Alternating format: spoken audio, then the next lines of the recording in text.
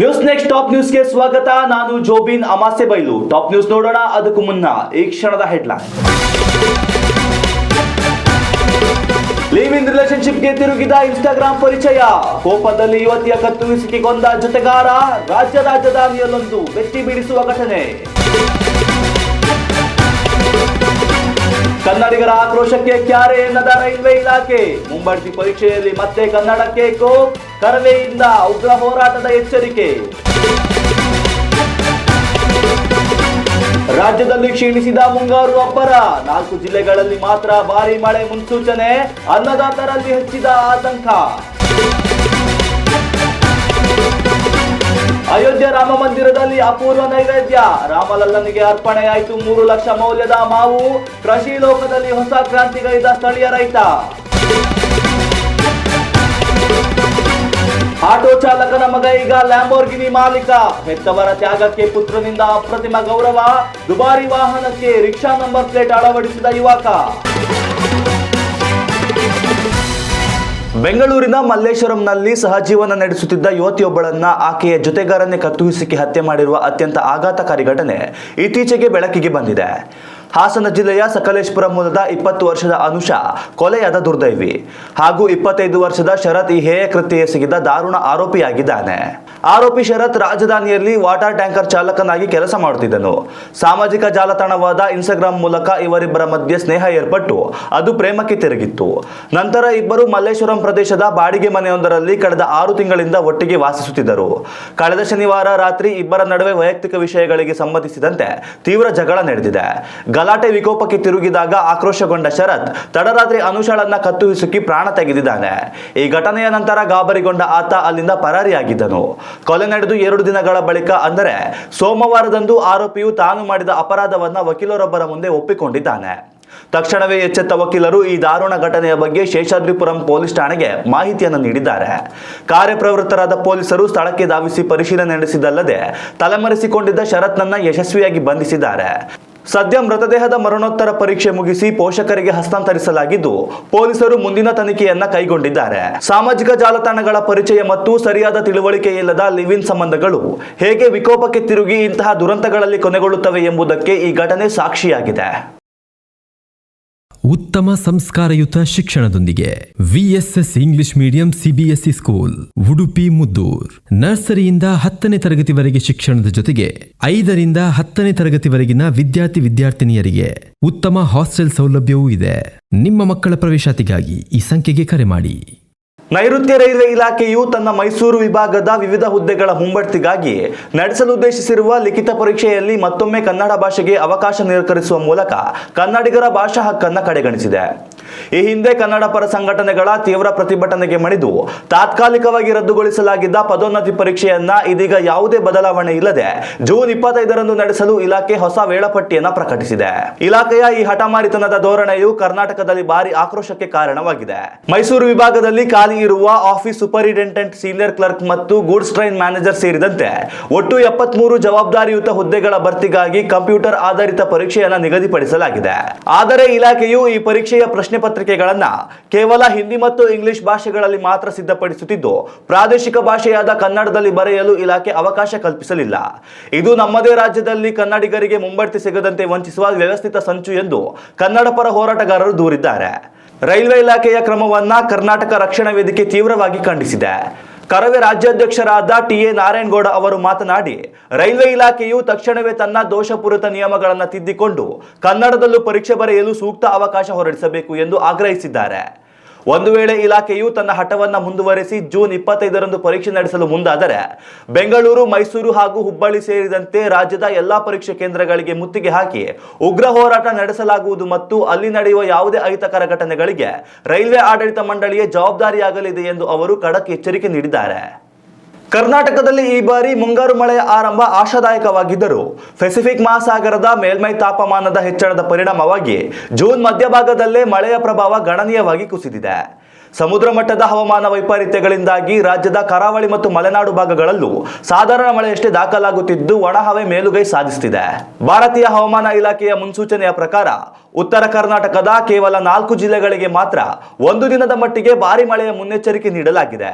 ಹಾವೇರಿ, ಗದಗ, ಕೊಪ್ಪಳ ಮತ್ತು ರಾಯಚೂರು ಜಿಲ್ಲೆಗಳಲ್ಲಿ ಜೂನ್ 20ರ ಆಸುಪಾಸಿನಲ್ಲಿ ಬಿರುಗಾಳಿ ಹಾಗೂ ಗುಡುಗು ಸಹಿತ ಧಾರಾಕಾರ ಮಳೆಯಾಗುವ ನಿರೀಕ್ಷೆ ಇದ್ದು ಯೆಲ್ಲೋ ಅಲರ್ಟ್ ಘೋಷಿಸಲಾಗಿದೆ. ರಾಜಧಾನಿ ಬೆಂಗಳೂರು ನಗರ ಮತ್ತು ಗ್ರಾಮಾಂತರ ಸೇರಿದಂತೆ ಮೈಸೂರು, ಹಾಸನ, ಶಿವಮೊಗ್ಗ, ಧಾರವಾಡ, ಬೆಳಗಾವಿ ಹಾಗೂ ಕಲಬುರಗಿಯಂತಹ ಒಳನಾಡು ಜಿಲ್ಲೆಗಳಲ್ಲಿ ಕೇವಲ ಹಗುರದಿಂದ ಸಾಧಾರಣ ಮಳೆಯಾಗುವ ಸಾಧ್ಯತೆ ಇದೆ. ರಾಜ್ಯದ ಬಹುತೇಕ ಭಾಗಗಳಲ್ಲಿ ಮೋಡ ಕವಿದ ವಾತಾವರಣವಿರಲಿದ್ದು ಯಾವುದೇ ಭಾರಿ ಮಳೆಯ ಮುನ್ಸೂಚನೆ ಇರುವುದಿಲ್ಲ. ಜೂನ್ ಮೊದಲ ವಾರದಲ್ಲೇ ಮುಂಗಾರು ನಂಬಿ ಬಿತ್ತನೆ ಕಾರ್ಯ ಪೂರ್ಣಗೊಳಿಸಿರುವ ಕೃಷಿಕರು ಈಗ ಮಳೆಯಿಲ್ಲದೆ ಕಂಗಾಲಾಗಿದ್ದಾರೆ. ತೇವಾಂಶದ ಕೊರತೆ ಮತ್ತು ಹೆಚ್ಚುತ್ತಿರುವ ಬಿಸಿಲಿನಿಂದಾಗಿ ಮೊಳಕೆಯೊಡೆದ ಎಳೆಯ ಪೈರುಗಳು ಹೊಲದಲ್ಲೇ ಒಣಗಲು ಆರಂಭಿಸಿವೆ. ಮುಂಬರುವ 1 ವಾರದಲ್ಲಿ ವ್ಯಾಪಕ ಮಳೆಯಾಗದಿದ್ದರೆ ಇಡೀ ಮುಂಗಾರು ಹಂಗಾಮಿನ ಬೆಳೆ ಕೈಕೊಡುವ ಆತಂಕ ಎದುರಾಗಿದೆ. ಉತ್ತಮ ಸಂಸ್ಕಾರಯುತ ಶಿಕ್ಷಣದೊಂದಿಗೆ VSS English medium CBSE school Udupi Muddur.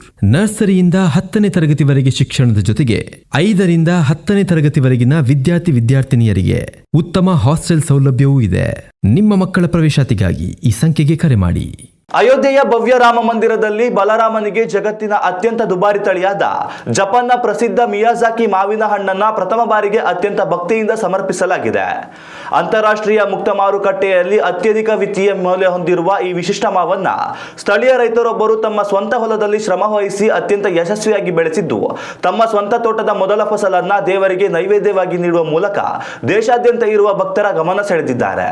ಉತ್ತರ ಪ್ರದೇಶದ ಅಯೋಧ್ಯೆಯ ಸ್ಥಳೀಯ ನಿವಾಸಿಯಾಗಿದ್ದ ಓಂ ಪ್ರಕಾಶ್ ಸಿಂಗ್ ಎಂಬ ಪ್ರಗತಿಪರ ಕೃಷಿಕರು ಸುಮಾರು 2 ವರ್ಷಗಳ ಹಿಂದೆ ತಮ್ಮ ಜಮೀನಿನಲ್ಲಿ ಜಪಾನ್ ಮೂಲದ ಈ ಅಪರೂಪದ ಮಾವಿನ ತಳಿಯ ಗಿಡವನ್ನು ತಂದು ನೆಟ್ಟಿದ್ರು.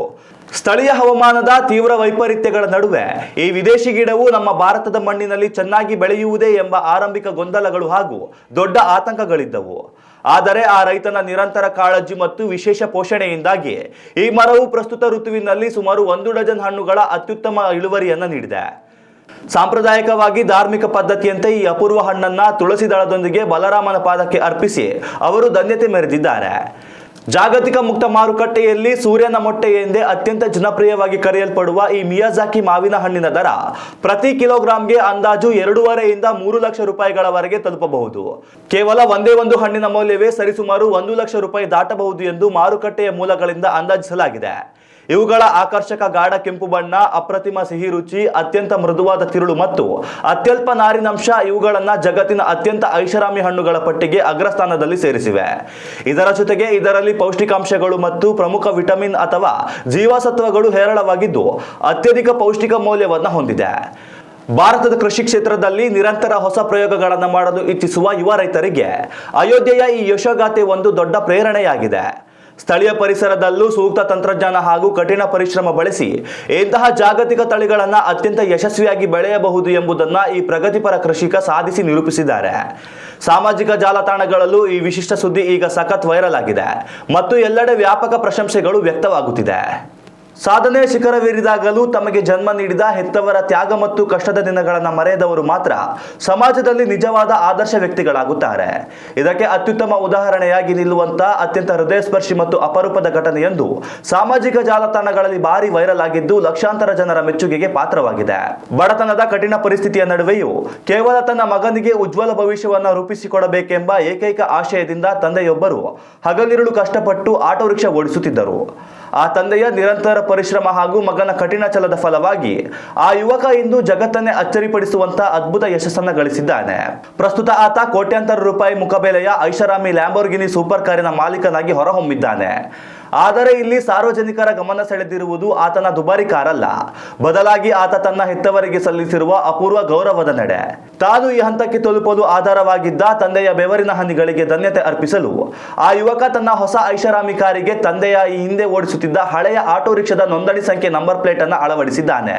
ತಾನು ಎಷ್ಟೇ ಆಸ್ತಿ ಸಂಪಾದಿಸಿದರೂ ತನ್ನ ಮೂಲ ಬೇರುಗಳನ್ನು ಮರೆಯಬಾರದು ಎಂಬ ಸಂದೇಶವನ್ನ ಈ ಯುವಕ ಜಗತ್ತಿಗೆ ಅತ್ಯಂತ ಭಾವುಕವಾಗಿ ಸಾರಿದ್ದಾನೆ. ಇನ್ಸ್ಟಾಗ್ರಾಂನಲ್ಲಿ ಈ ಯಶೋಗಾಥೆಯ ಪೋಸ್ಟ್ ಪ್ರಕಟವಾಗುತ್ತಿದ್ದಂತೆ ಇಂದಿನ ತಲೆಮಾರಿನ ಯುವಕರಿಗೆ ಇದೊಂದು ಅತ್ಯುತ್ತಮ ಮತ್ತು ಶ್ರೇಷ್ಠ ಮಾದರಿ ಎಂದು ನೆಟ್ಟಿಗರು ಮುಕ್ತ ಕಂಠದಿಂದ ಕೊಂಡಾಡುತ್ತಿದ್ದಾರೆ.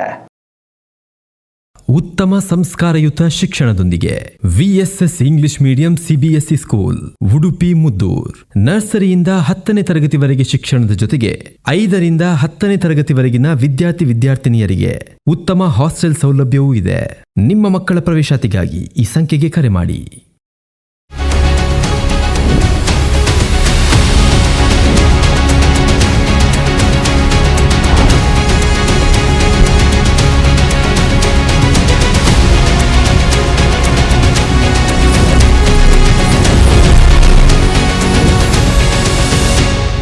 ಇನ್ನಷ್ಟು ತಾಜಾ ಸುದ್ದಿಗಳಿಗಾಗಿ ನೋಡ್ತಾ ಇರಿ ನ್ಯೂಸ್ ನೆಕ್ಸ್ಟ್. ಇದು ವರ್ತಮಾನದ ಕೈಗನ್ನಡಿ. ಉತ್ತಮ ಸಂಸ್ಕಾರಯುತ ಶಿಕ್ಷಣದೊಂದಿಗೆ VSS English medium CBSE school Udupi Muddur. ನರ್ಸರಿಯಿಂದ 10ನೇ ತರಗತಿವರೆಗೆ ಶಿಕ್ಷಣದ ಜೊತೆಗೆ 5ರಿಂದ 10ನೇ ತರಗತಿವರೆಗಿನ ವಿದ್ಯಾರ್ಥಿನಿಯರಿಗೆ ಉತ್ತಮ ಹಾಸ್ಟೆಲ್ ಸೌಲಭ್ಯವೂ ಇದೆ. ನಿಮ್ಮ ಮಕ್ಕಳ ಪ್ರವೇಶಾತಿಗಾಗಿ ಈ ಸಂಖ್ಯೆಗೆ ಕರೆ ಮಾಡಿ.